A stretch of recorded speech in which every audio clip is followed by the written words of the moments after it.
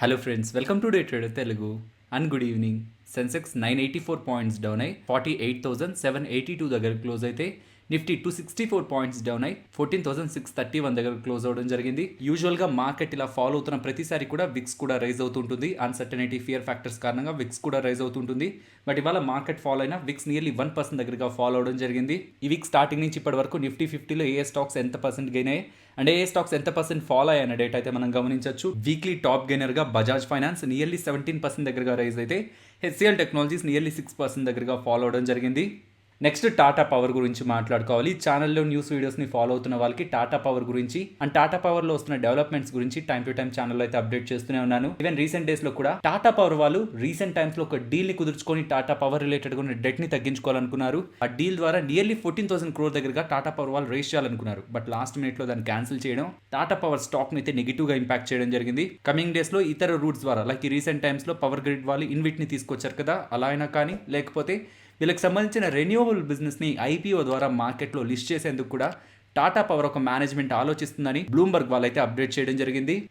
దీని రిలేటెడ్గా again Bloomberg వాళ్ళు ఇంపార్టెంట్ అప్డేట్ చేస్తున్నారు. టాటా పవర్ వాళ్ళు ఈ ఇయర్లోనే రెన్యూవబుల్ ఎనర్జీని, వాళ్ళకి సంబంధించిన రెన్యూవబుల్ ఎనర్జీ సెగ్మెంట్ని మార్కెట్లో లిస్ట్ చేసి నియర్లీ 3,500 crore దగ్గరగా మనీని రేస్ చేయబోతున్నారని అయితే వీళ్ళు అప్డేట్ చేస్తున్నారు. అండ్ ఇఫ్ మీరు టాటా పవర్ రిలేటెడ్గా ఇంకొంత డీటెయిల్స్ తెలుసుకోవాలనుకున్నా 6 days ప్యాక్ చేసిన ఈ వీడియోని గమనించండి. సో దాంట్లో ఇంకొంత డీటెయిల్డ్గా వాళ్ళు ఏ సెగ్మెంట్ నుంచి ఎంతెంత రెవెన్యూని సంపాదిస్తున్నారు అండ్ వాళ్ళ రిలేటెడ్గా ఉన్న పాజిటివ్ ఫ్యాక్టర్స్ ఏంటని మాట్లాడుకున్నాం. అక్కడ మనం మాట్లాడుకుంది వీళ్ళ డెట్ మీన్స్ వీళ్ళ అప్పులు తగ్గినా ఆర్ వీళ్ళ percent of power generation renewable segment నుంచి పెరుగుతున్నా అది మనం పాజిటివ్గా చూడాలని. సో ఇప్పుడు వస్తున్న అప్డేట్ ఐపీఓ రిలేటెడ్గా వీళ్ళు డబ్బులు రైజ్ చేయడానికి పాసిబిలిటీ ఉందని. ఆ రైజ్ చేసే డబ్బుల్ని మోస్ట్లీ వీళ్ళ రెన్యూవబుల్ బిజినెస్ని పెంచుకోవడానికైనా లేదంటే వీళ్ళ డెట్ని తగ్గించుకోవడానికైనా ఈ వీడియోలో డిస్కస్ చేసిన 2 పాజిటివ్ ఫ్యాక్టర్స్లో ఒక దానికి యూజ్ చేస్తారు కాబట్టి ఇది టాటా పవర్ రిలేటెడ్గా మనం పాజిటివ్గా తీసుకోవచ్చు. నెక్స్ట్ సన్ టీవీ గురించి మాట్లాడుకోవాలి ఫ్రెండ్స్. ఇవాళ మార్కెట్ ఫాలో అవుతున్న స్టాక్ ప్రైస్ నియర్లీ 5% దగ్గరగా గెయిన్ అవడం జరిగింది. నిన్న మనకి తమిళనాడు ఎలక్షన్స్ రిలేటెడ్గా ఎగ్జిట్ పోల్స్ నెంబర్స్ అయితే వచ్చాయి. సో దాంట్లో DMK party, so Sun TV రిలేటెడ్గా ఉన్న పార్టీకి మెజారిటీ రావడం జరిగింది. సో అది కమింగ్ డేస్లో గెలవడానికి పాసిబిలిటీ ఉందని ఎగ్జిట్ పోల్స్లో నెంబర్స్ అయితే రావడం జరిగింది. సో దీని రిలేటెడ్గా సన్ టీవీకి అడ్వాంటేజ్ ఉంటుందా అని కామెంట్ సెక్షన్లో అడుగుతున్నారు. సో దీని రిలేటెడ్గా నేను ప్రీవియస్గానే March 17th ట్విట్టర్లో కానీ అండ్ ఈవెన్ ఈవినింగ్ న్యూస్ వీడియోలో కూడా ఇది కొంత రిస్కీ బికాస్ తమిళనాడు ఎలక్షన్స్ రిలేటెడ్గా బజ్ మనకి ఏప్రిల్ అలాగే మేలో ఎక్కువగా ఉంటుంది కాబట్టి ఆ పాయింట్స్లో సన్ టీవీ రిలేటెడ్గా హెవీ మూవ్ ఉండడానికి పాసిబిలిటీ ఉంది. లాస్ట్ ఎలక్షన్స్లో కూడా ఎగ్జిట్ పోల్స్లో ఈ సన్ టీవీ రిలేటెడ్ పార్టీయే గెలుస్తుందని అప్డేట్స్ అయితే వచ్చాయి. ఎలక్షన్ రిజల్ట్లో అది తారుమారైంది. Sun TV related party DMK అయితే ఓడిపోవడం జరిగింది. అండ్ ఈవెన్ ఈసారి కూడా Sun TV related party DMK గెలవడానికి పాసిబిలిటీ ఉందని ఎగ్జిట్ పోల్స్ అప్డేట్స్ అయితే వస్తున్నాయి. ఇలా వస్తాయనే ఊహాగానాలతోనే లాస్ట్ 2 weeks నుంచి స్టాక్ ప్రైస్ లో మనకి ర్యాలీ అయితే కనిపిస్తుంది. బట్ ఈ సన్ టీవీ రిలేటెడ్గా మనం అప్డేట్ని March 17th ఇవ్వడం జరిగిందని మార్నింగ్ 11 అరౌండ్ అప్డేట్ చేశాను టెలిగ్రామ్లో. ఈవెన్ ఆ పాయింట్ ఆఫ్ టైం నుంచి కూడా స్టాక్ ప్రైస్లో ర్యాలీ అయితే కనిపించింది.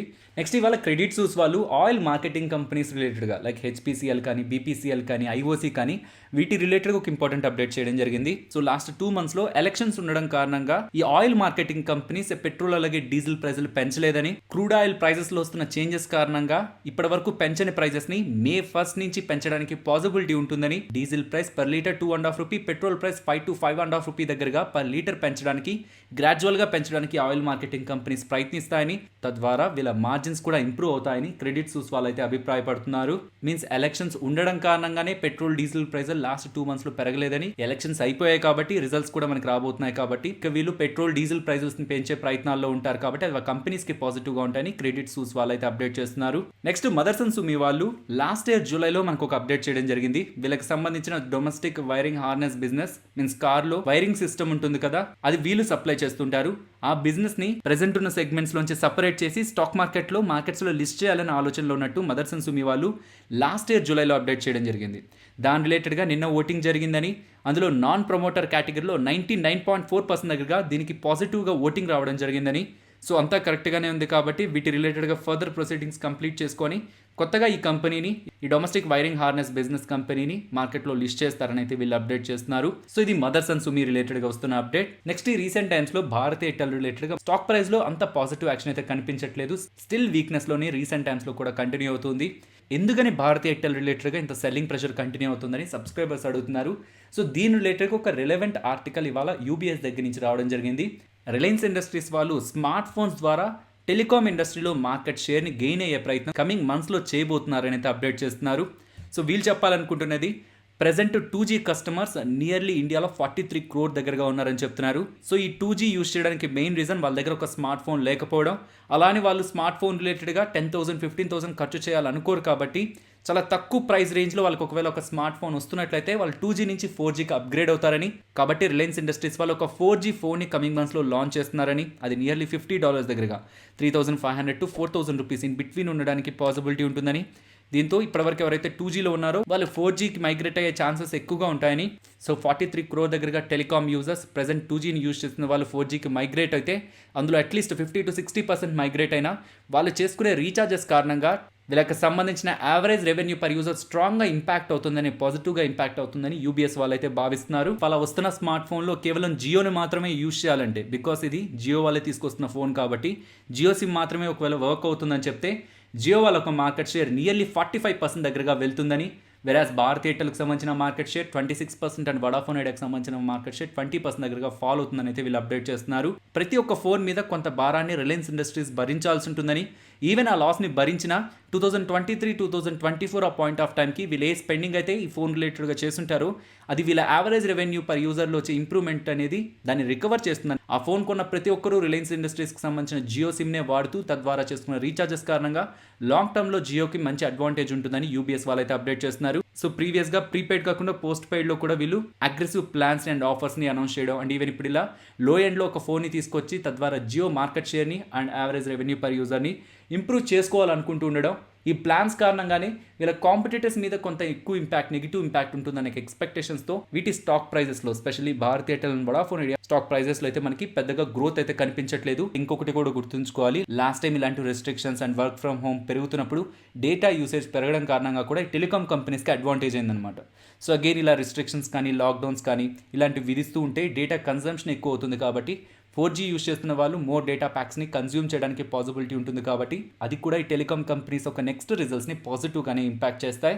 నెక్స్ట్ మల్టిపుల్ మ్యానుఫ్యాక్చరర్స్ వాళ్ళ ప్రొడక్షన్ కెపాసిటీస్ని తగ్గిస్తున్నారని కొంతమంది, ఈవెన్ వాళ్ళ ప్రొడక్షన్ కొద్ది రోజుల పాటు ఆపేస్తున్నారని కొంతమంది అయితే అప్డేట్ చేస్తున్నారు. సో హీరో మోటో వాళ్ళు కానీ, హోండా వాళ్ళు కానీ, మారుతి కానీ, టయోటా కానీ, M&M కానీ, హ్యావెల్స్ కానీ అండ్ ఈవెన్ నిపాన్ పెయింట్ వాళ్ళు కానీ వీళ్ళందరూ కూడా వీళ్ళు చేస్తున్న ప్రొడక్షన్ని కొంతవరకు ఆపుతున్నట్టయితే అప్డేట్ చేస్తున్నారు. దీనికి కొంతమంది చెప్తున్న రీజన్ వర్కర్స్ అవైలబిలిటీ తగ్గిందని కొంతమంది చెప్తుంటే బయట డిమాండ్ తగ్గిందని కొంతమంది చెప్తున్నారు. అండ్ ఈవెన్ బయట ఉన్న కేసెస్ కారణంగా ఎక్కువ అవుతుండడం కూడా కొన్ని మ్యానుఫ్యాక్చరింగ్ ప్లాంట్స్ని క్లోజ్ చేయడానికి రీజన్గా ఉంటున్నాయని మ్యానుఫ్యాక్చరర్స్ అయితే అప్డేట్ చేస్తున్నారు. నెక్స్ట్ విప్రో గురించి మాట్లాడుకోవాలి. మార్చ్లో మనకు ఒక అప్డేట్ వచ్చింది. క్యాప్కో వాళ్ళని, ఇది టెక్నాలజీ మేనేజ్మెంట్ కన్సల్టెన్సీ ఫ్రేమ్ అనమాట. వీళ్ళు డిఫరెంట్ నేషన్స్లో వాళ్ళ బిజినెస్ని చేస్తుంటారు. మెయిన్లీ ఎనర్జీ అండ్ ఫైనాన్షియల్ సెగ్మెంట్స్లో వీళ్ళ ఐటీ సర్వీసెస్ని అయితే ప్రొవైడ్ చేస్తూ ఉంటారు. ఈ కంపెనీని నియర్లీ $1.45 బిలియన్ పెట్టి విప్రో వాళ్ళు మార్చ్లో కొనుక్కోవడం జరిగింది. రీసెంట్గా వాళ్ళు రిజల్ట్స్ పోస్ట్ చేసినప్పుడు గైడెన్స్ 2 to 4% ఉంటుంది నెక్స్ట్ క్వార్టర్కి అన్నారు రెవెన్యూ గైడెన్స్ని. ఆ టైంలో వీళ్ళు క్యాప్కో అక్విజిషన్ అలాగే రీసెంట్గా బెంగళూరుకి సంబంధించిన ఐటీ కంపెనీని కూడా అక్విజిషన్ చేశారు. వాటి రెండింటిని కంబైన్ చేయకుండా ఇస్తున్న గ్రోత్ అని చెప్పారు. బట్ ఇప్పుడు వీళ్ళు చెప్తున్నది ఈ క్యాప్కోని ఇంక్లూడ్ చేస్తూ మేము ఇస్తున్న రెవెన్యూ గైడెన్స్ ప్రీవియస్గా ఇచ్చిన 2 to 4% కాకుండా 8 to 10% ఉంటుంది నెక్స్ట్ క్వార్టర్కి అని చెప్పాను అనమాట. సో 2 to 4% దగ్గరగా గ్రోత్ ఉంటుంది మా రెవెన్యూలో అని చెప్పిన వాళ్ళు క్యాప్కో బిజినెస్ని కూడా ఇంక్లూడ్ చేసుకుంటూ 8 to 10% దగ్గరగా మా రెవెన్యూ గ్రో అవుతుంది నెక్స్ట్ క్వార్టర్కి అనేసరికి గైడెన్స్ని ఇలా ఇంప్రూవ్ చేసేసరికి స్టాక్ ప్రైస్ నియర్లీ 511 వరకు ర్యాలీ అవ్వడం జరిగింది ఓపెనింగ్ పాయింట్ ఆఫ్ టైంలో. దెన్ కొంత కూల్ ఆఫ్ అయి ఫైనలీ 492 దగ్గర క్లోజ్ అవ్వడం జరిగింది. నెక్స్ట్ రిజల్ట్స్ గురించి మాట్లాడుకోవాలి friends. First AU small finance bank గురించి మాట్లాడుకుందాం. నియర్లీ 11% దగ్గరగా స్టాక్ ప్రైస్ అయితే ఫాలో అవడం జరిగింది. సో మెయిన్ కీ పాయింట్స్ని మాత్రమే మాట్లాడుకుందాం. ఎందుకని స్టాక్ ఫాలో అయింది, రీజన్ ఏంటి, రిజల్ట్స్లో ఉన్న మెయిన్ పాయింట్స్ ఏంటి, ఆ నెగిటివ్ పాయింట్స్ ఏంటి అనేది గమనిస్తే వీళ్ళ అసెట్ క్వాలిటీని గమనించండి. వీళ్ళ గ్రాస్ నాన్ పర్ఫార్మింగ్ అసెట్స్ ఈసారి వీళ్ళు 1,503 crore దగ్గరగా nearly 4.3% gross non performing assets అని వీళ్ళు ప్రకటించడం జరిగింది. వెరాజ్ అది లాస్ట్ టైం 1,016 crores దగ్గరగా ఉందన్నమాట. Means gross non performing assets లో నియర్లీ 47.8% దగ్గరగా రైజ్ అయితే కనిపించింది. So gross non performing assets కానీ నెట్ నాన్ పర్ఫార్మింగ్ అసెట్స్ కానీ పెరుగుతుంటే మనం దాన్ని నెగిటివ్గా చూస్తాం. Even net non performing assets కూడా లాస్ట్ టైం 391 crore దగ్గరగా ఉంటే ఇప్పుడైతే 756 crores అని చెప్తున్నారు. నియర్లీ 93% దగ్గరగా net non performing assets improvement కనిపించింది. అండ్ స్లిప్పేజెస్ కూడా ఇప్పుడు 1,244 crore లోన్ స్లిప్పేజెస్ అని చెప్తున్నారు. అందులో కూడా 74.2% దగ్గరగా ఇంప్రూవ్మెంట్ కనిపించింది. సో ప్రీవియస్గా మనం అనుకుంటూ వస్తున్నది ఏంటి, ఫైనాన్షియల్ ఇన్స్టిట్యూషన్స్లో కానీ ఎన్బిఎఫ్సిస్లో కానీ సుప్రీంకోర్టు వాళ్ళు నాన్ పర్ఫార్మింగ్ అసెట్స్ని ప్రకటించండి అని చెప్పిన తర్వాత వాళ్ళ ఎన్పిఎస్ వర్స్ట్గా ఉంటాయని మార్కెట్ అయితే ఎక్స్పెక్ట్ చేస్తూ వచ్చింది. But most of the banks NBFCs ప్రీవియస్గానే ఫ్యూచర్లో ఉండే ఇంపాక్ట్ కన్నా ఇంకా వర్స్ట్గా వాళ్ళ నెంబర్స్ ఉంటాయని వాళ్ళు ప్రీవియస్గా ఇచ్చిన ఎస్టిమేట్సే చాలా లోలో ఉన్నాయి. రిజల్ట్స్ వాళ్ళు చెప్పిన దానికంటే బెటర్గా ఉండడంతో స్టాక్ ప్రైజెస్ పాజిటివ్గా రియాక్ట్ అయ్యాయి. బట్ వాళ్ళు లాస్ట్ టైం ఏ ఇంపాక్ట్ అయితే వీళ్ళ మీద ఉంటుందనుకున్నారో నాన్ పర్ఫార్మింగ్ అసెట్స్ రిలేటెడ్గా వీళ్ళు ఏ ఎస్టిమేట్స్ని అయితే చేశారు, ఆ ఎస్టిమేట్స్ని బీట్ చేస్తూ ఇంకా వీక్గా వీళ్ళ నాన్ పర్ఫార్మింగ్ అసెట్స్ ఉంటూ ఉండేసరికి స్టాక్ ప్రైస్లో ఇలా మనకి నెగిటివ్ మూవ్ అయితే కనిపిస్తుంది. నెక్స్ట్ మ్యారికో వాళ్ళ నెంబర్స్ గురించి మాట్లాడుకోవాలి. Top line and bottom line revenues and ప్రాఫిట్స్లో ఇయర్ ఆన్ ఇయర్ కంపారిజన్లో strong growth, double digit growth కనిపిస్తుంది. ప్రాఫిట్స్ 14% దగ్గరగా గ్రో అయితే అది ఇయర్ ఆన్ ఇయర్ కంపారిజన్లో, but whereas quarter on quarter కంపారిజన్లో రెవెన్యూస్ 5% దగ్గరగా ఫాల్ అయితే నెట్ ప్రాఫిట్స్ 27% దగ్గర ఫాల్ అవ్వడం జరిగింది. ఈవెన్ వీళ్ళ మార్జిన్స్ కూడా లాస్ట్ క్వార్టర్లో 15% దగ్గరగా మెయింటైన్ అవుతుంటే ప్రెసెంట్ 11% దగ్గరగా మెయింటైన్ అవుతుంది అనమాట. So year on year comparison చేస్తే మనకి బెటర్గానే కనిపిస్తాయి numbers, but quarter on quarter కంపారిజన్లో కొంత వీక్నెస్ అయితే కనిపిస్తుంది. బట్ వీళ్ళు బిజినెస్ రిలేటెడ్గా చేసిన అప్డేట్స్ని మనం గమనిస్తే వాల్యూమ్ గ్రోత్ ఇక్కడ మనకి చాలా స్ట్రాంగ్గా కనిపిస్తుంది. ఇయర్ ఆన్ ఇయర్ కంపారిజన్లో వీళ్ళ వాల్యూమ్స్ని 25% దగ్గరగా మెయింటైన్ చేస్తున్నారనమాట. ఎఫ్ఎంసీజీలో 25% వాల్యూమ్ గ్రోత్, దట్టు ఇంత మార్కెట్ క్యాపిటల్ ఉన్న ఎఫ్ఎంసీజీ కంపెనీకి మనం స్ట్రాంగ్ పాజిటివ్గా చూస్తుంటాం. అండ్ ఈవెన్ వీళ్ళ ఇండియన్ బిజినెస్లో 40% మార్కెట్ షేర్ ఉన్న పారాషూట్ రిలేటెడ్గా వీళ్ళు 29% వాల్యూమ్ గ్రోత్ని చూపించారు. అండ్ పారాషూట్ తర్వాత వీళ్ళ మెయిన్ ఇంకొక బ్రాండ్ సఫోలా, అందులో కూడా 17% దగ్గరగా వాల్యూమ్ గ్రోత్ కనిపించిందని చెప్తున్నారు. సో లాస్ట్ 6 క్వార్టర్స్ నుంచి కూడా వీళ్ళు కన్సిస్టెంట్గా సఫోలాలో డబుల్ డిజిట్ వాల్యూమ్ గ్రోత్ అయితే చూపిస్తున్నారు. అండ్ వీళ్ళ ఫుడ్ సెగ్మెంట్ గురించి మాట్లాడుకోవాలి. సో వీళ్ళ food portfolio year on year కంపారిజన్లో 134% గ్రో అయింది అంటున్నారు. So overall results year on year కంపారిజన్లో చాలా స్ట్రాంగ్గా గ్రో అయినట్టు కనిపిస్తుంది, కానీ క్వార్టర్ ఆన్ క్వార్టర్ బేసిస్లో మనకి గ్రోత్ అయితే కనిపించదు. ఈవెన్ మార్జిన్స్లో కూడా 15% లాస్ట్ టైం మార్జిన్స్ మెయింటైన్ అవుతుంటే ఇప్పుడు 11% మార్జిన్స్ ఉన్నాయని చెప్తున్నారు. బయట ధరలు పెరుగుతూ ఉండేసరికి, ఇన్పుట్ కాస్ట్లు పెరుగుతూ ఉండేసరికి దానికి తగ్గట్టు వీళ్ళ ప్రొడక్ట్స్ ఒక ప్రైజెస్ని వీళ్ళు పెంచలేదని, తద్వారానే మార్జిన్స్ అండ్ బాటమ్ లైన్లో కూడా ఇంపాక్ట్ కనిపించిందని మేనేజ్మెంట్ అయితే అప్డేట్ చేస్తుంది.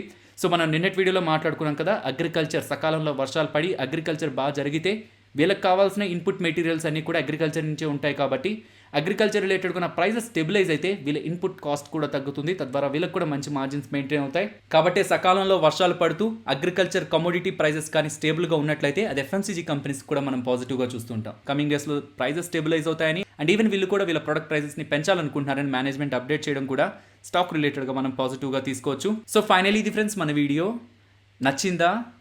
నచ్చితే వీడియోని లైక్ చేయండి ఫ్రెండ్స్. అండ్ ఈ వీడియో మన వాళ్ళకి యూజ్ అవుతుంది అనుకుంటే తప్పకుండా షేర్ చేయండి. అండ్ మన ఛానల్ని సబ్స్క్రైబ్ చేయనట్లయితే ఛానల్లో ఉన్న కంటెంట్ని గమనించండి. ఇఫ్ ఆ కంటెంట్ మీకు ఇంట్రెస్టింగ్గా ఉంటుందంటే ఛానల్ని సబ్స్క్రైబ్ చేసి పక్కనే ఉన్న బెల్ ఐకాన్ క్లిక్ చేయండి. మరొక ఇంట్రెస్టింగ్ వీడియోతో మళ్ళీ మీ ముందుకు వస్తాను. అంతవరకు టేక్ కేర్. జై హింద్.